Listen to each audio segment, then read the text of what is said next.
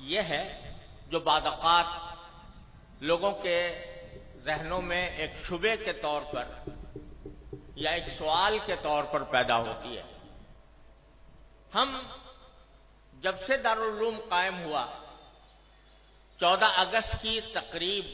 منایا کرتے ہیں، اور اس موقع پر کبھی مختصر کبھی مفصل اجلاسات بھی مقرر ہوتے ہیں، منعقد ہوتے ہیں، جس میں پاکستان کی تاریخ بھی بعض اوقات بیان کی جاتی ہے اور پاکستان کے مقاصد کا بھی ذکر ہوتا ہے۔ بعض مرتبہ دلوں میں یہ خیال پیدا ہوتا ہے کہ ہم جو اپنے آپ کو حضرات علماء دیوبند سے وابستہ قرار دیتے ہیں اور انہی کے خوشچی ہیں، کیونکہ ہمیں اس بات پر مکمل اعتماد، الحمدللہ مکمل اعتماد اور یقین ہے کہ حضرات اکابر علماء دیوبند ہمارے بہترین اسوہ اس لیے ہیں کہ وہ اتباع سنت کی تصویر ہے، اور ہمیں اس بات پر مکمل اعتماد ہے کہ اہل السنت والجماعہ کا جو طریقہ ہے وہ ہمارے حضرات اکابر علماء دیوبند اس کا مظہر ہے، ما انا علیہ و اصحابی کا مظہر ہے۔ تو چونکہ حضرات علماء دیوبند اور ان کی اتباع میں ہم بحیثیت خدام جامعہ دارالعلوم کوئی دن نہیں منایا کرتے، کوئی کسی کی برسی نہیں منایا کرتے، کسی کی پیدائش کا دن نہیں منایا کرتے، یہاں تک کہ اس کائنات میں سب سے زیادہ عظیم ہستی جو در حقیقت وجہ تخلیق کائنات ہے، جناب محمد الرسول اللہ صلی اللہ علیہ وسلم، آپ کا یوم پیدائش بھی ہم لوگ نہیں مناتے۔ آپ کا وہ یوم پیدائش جس کو آج کی اصطلاح میں عید میلاد النبی کہا جاتا ہے، وہ بھی ہم نہیں مناتے، لیکن یوم پاکستان مناتے ہیں، 14 اگست کو یوم آزادی مناتے ہیں۔ تو بعض لوگوں کے دلوں میں یہ خیال پیدا ہوتا ہے کہ جب اگر دن منانا ہے تو سب سے زیادہ اس کے مستحق نبی کریم سرور دو عالم محمد مصطفیٰ صلی اللہ علیہ وسلم کی پیدائش ہے یا آپ کی یاد ہے، جس کو منانے کے لیے کوئی تقریب منعقد کی جائے۔ کیا وجہ ہے کہ ہم عید میلاد النبی نہیں مناتے لیکن یوم پاکستان مناتے ہیں، آزادی پاکستان کا دن مناتے ہیں؟ تو میں اس کی وضاحت کرنا چاہتا ہوں کہ اس میں کوئی شک و شبہ نہیں ہے کہ اس کائنات کی تاریخ میں سب سے بڑا عظیم دن وہ تھا جس میں اللہ تبارک و تعالی نے اس کائنات کی ہدایت کے لیے جناب محمد رسول اللہ صلی اللہ علیہ وسلم کو مبعوث فرمایا۔ اس سے زیادہ عظیم دن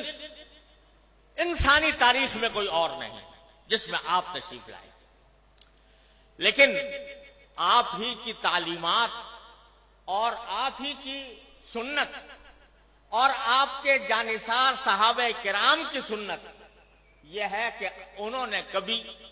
نبی کریم سرور عالم صلی اللہ علیہ وسلم کا دن نہیں منایا، اور اس لیے نہیں منایا کہ اللہ تبارک و تعالی نے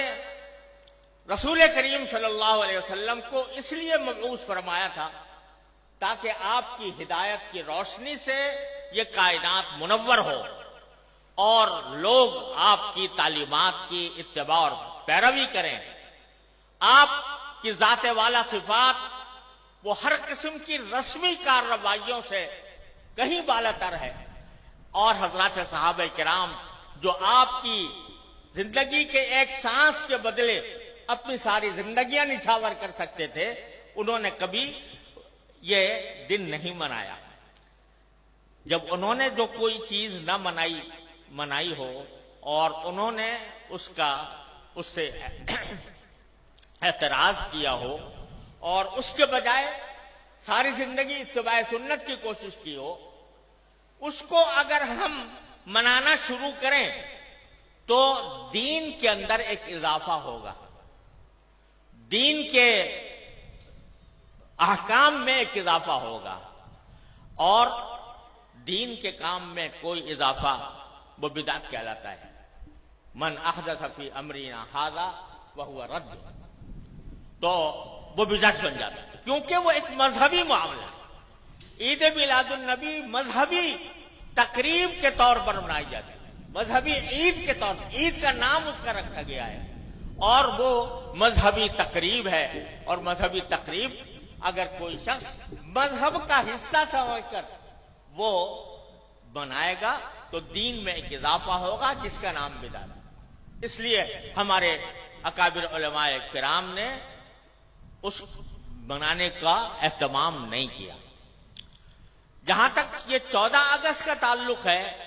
14 اگست کے یوم آزادی کا تعلق ہے، یہ کوئی مذہبی تقریب نہیں ہے، یہ کوئی دینی اجتماع نہیں ہے، یہ دینی تقریب نہیں ہے، بلکہ یہ ملکی تقریب ہے، اور ملک کی آزادی کے طور پر، اس کے ایک نشان کے طور پر اس کو منایا جاتا ہے۔ کوئی شخص بھی جو اس کو منانے والا ہے وہ اس کو دین کا حصہ سمجھ کر نہیں مناتا، اس کو مذہب کا جز سمجھ کر نہیں بناتا،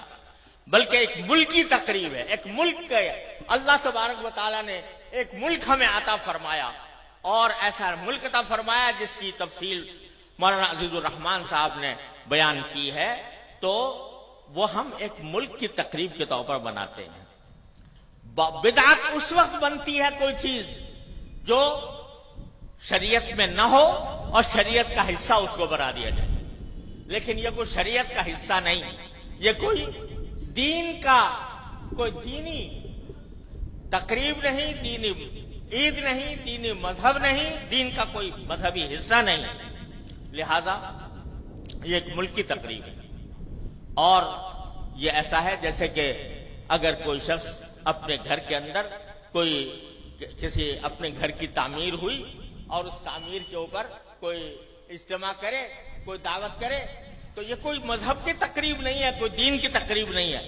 اسی طریقے سے ہم یوم آزادی پاکستان کا اس لیے مناتے ہیں کہ اللہ تبارک و تعالیٰ نے اپنے فضل و کرم سے یہ نعمت ہمیں عطا فرمائی تھی، اور ملکی تقریب کے طور پر اس کو منایا جاتا ہے۔ دوسری بات یہ ہے